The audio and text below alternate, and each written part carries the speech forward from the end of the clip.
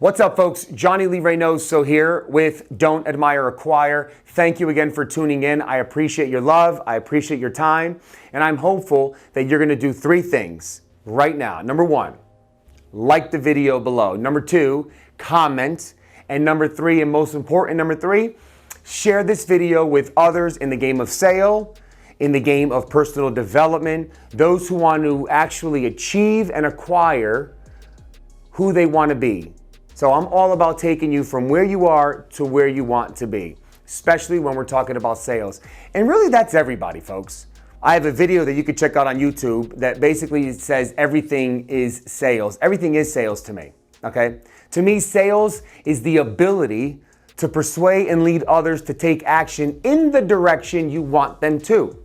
So when you're speaking to a prospect and you're converting them to another meeting, or you're converting them to take action to buy from you, or you're converting them to take action to actually refer more business or other people to you, or whatever the case is, that's a sale. Your ability to convince your own children to make their bed, wash your car, take the trash out, that's a sale. Your ability to convince your significant other, in this case my wife, to go out to dinner this weekend and, I want to go eat some, Portuguese food rather than Italian, or, some Japanese rather than Chinese, whatever the case is, that's a sale. Your ability to allow somebody to not feel that you're choking them and forcing them, but that they're actually feeling empowered and they actually feel like they're making the decision, or they actually feel like this is something that they want to do based on what you were able to articulate to them, and the how you're able to articulate to them is a sale. You see, I think Webster Dictionary or traditional worlds of sales, they talk about it being the transfer of title or goods or whatnot. No, a sale to me is the ability to have another human being, you need another human in this game, to take action in the direction that you want that person to take. So today's video is all about an acronym. You know I love acronyms. The acronym is DNS. DNS. Say it with me. DNS. DNS. What do I mean by DNS? Defined next steps. Many a times when we get into a first meeting, a second meeting, or a third meeting, if you sell a product that's a one-call close, or you think it is, if you're trying to go in on a third meeting and you think the idea is to close them to generate revenue, odds are you're gonna fail. Because when you go into a meeting, the ultimate goal of every meeting is to convert the prospect to next steps. Allow the evolution of the transfer of emotions, of conviction, of passion, of commitment, of authority to lead that person down a path of certainty to make a decision to buy from you. But don't dump contracts, proposals, and all of this craziness. DocuSign made it so simple for people to, I'll send you a proposal. I'll send you a proposal. I'll send you a proposal. And then they sit back and wait to see if they get any proposals back. Folks, we work so hard to generate a qualified prospect. We work so hard to articulate value proposition, to understand needs, to get to know that person and their business. Do me a favor and don't just send proposals. Send commitment letters and don't send anything. Articulate it, share it, discuss it, talk about it. Make sure that there are no questions or concerns, and get ink on paper, or in this case, digital ink on paper. Okay? So let's get back to the DNS, defined next steps. Many times when we get into these calls and we're talking to people, we get to know who they are, we get to know their value, their needs, you share your value proposition, there's a healthy back and forth, there's an understanding of what it is that we're doing for them in their business or for others in their business. Many people do some great jobs. See, everybody spends so much time falling in love with their product and service, they don't listen well to what the prospect's saying.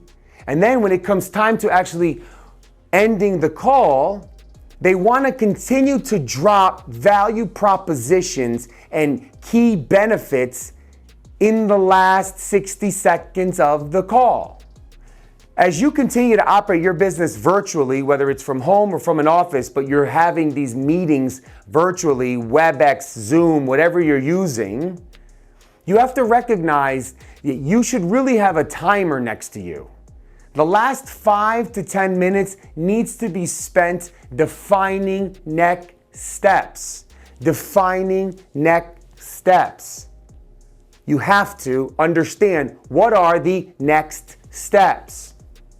As you go into these meetings, you should already have an idea of when your availability is, what week, what time, who all needs to be involved in that next meeting. Okay? You need to be prepared to assume you're going to lead this person down a process of success and of persuasion, if you will, so that they want to have another meeting with you, but you got to be ready to talk about it. Please do not exit the call with, just call me back.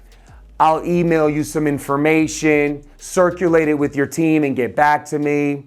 I'll call you next week. Let's find time. Let me see what my calendar looks like. Let me get back to you. And I'm acting right now like I'm you, the salesperson. Please don't do that. That's horrible. That's a waste of time, effort, and money. You have the person on the phone. You have a healthy dialogue. Hopefully you implemented, you'll see this in my other video, SAIL. You spoke authoritatively, right? Speak authoritatively. You listened empathetically, SAIL. Hopefully you did that throughout the process. You were able to listen to understand their needs and challenges. And hopefully as you continue to do such, you led them down the path to see that with certainty, you are the product or solution that they need and they should actually buy. But maybe they just can't buy because others have to be involved, whatever the scenario is. So what you have to do with a healthy amount of time is you have to define next steps. Again, next steps of I'll call you, I'll email you, I'll text you. That's not next steps. You pause in that moment, you recap what their challenges are. I recognize, Steve, that what you're going through right now seems to be very real and seems to be time sensitive. Look, out of respect of your time and recognizing that this is an utmost important to you and your team, I want to go ahead now and make my calendar available for when's best for you.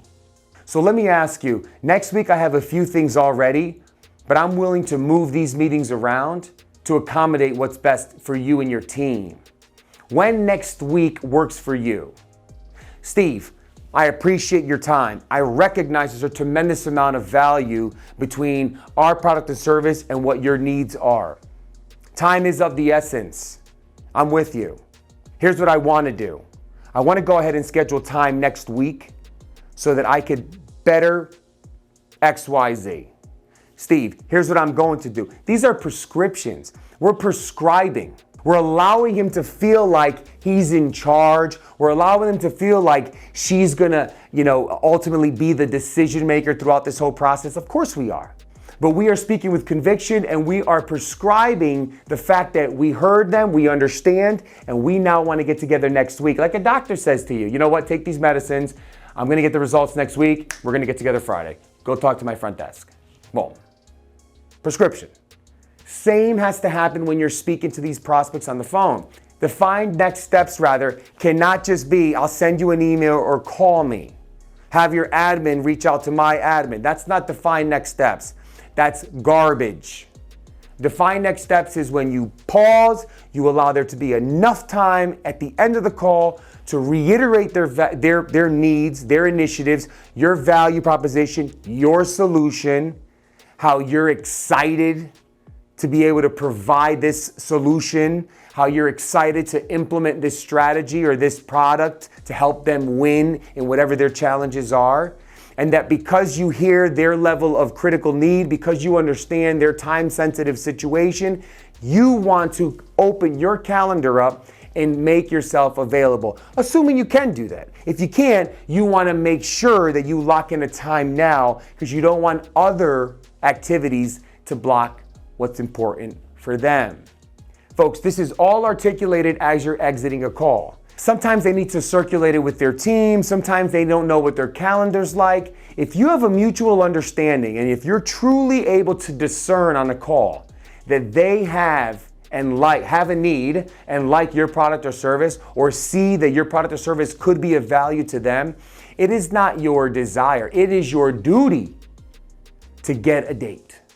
So what you say at that point, when they say, well, I got to circulate with some of my team members and I don't know what their calendar's like. Mike, Lisa, Steve, Lucy, whatever their name is. Look, Mike, I appreciate it. Calendar permitting, let's go ahead and find time that fits for you. I'll make sure I'm available.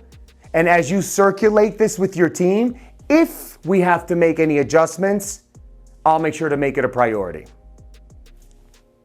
At least you want to tie some kind of commitment with them. Folks, this is not rocket science, but this is what's happening on a daily basis, especially when we're having a tremendous amount of WebEx or Zoom meetings. We're continuing to talk, little listen, talk, little listen, and as we approach that top of the hour mark, it's, oh, and here are 3 more things we're doing right, or here are 4 more products that we do, or here's 6 more things that we're selling, rather than just saying, I recognize your initiatives are critical. I can see that there's some time sensitivity behind this. You know what, Lisa? I want to make sure that you and I get together again to further discuss what it is that you're looking to accomplish there. Looking at my calendar next week, I would love to find time on Tuesday morning, if not Thursday morning. How does that work for you? Define next steps. Data has shown, without defined next steps, you have a greater than 60% chance at losing that business at a no-go. Data has shown it. This is proven. Do your research. Define your next steps or don't bother having the meeting. Let's win at the game of sales, folks. I'm here for you. Again, JohnnyLeeReinoso.com. Check me out. Pick up a book, like, share the video. I'm excited to bring key, relevant information to you on a weekly basis. Thank you. I appreciate you, and I look forward to talking to you again.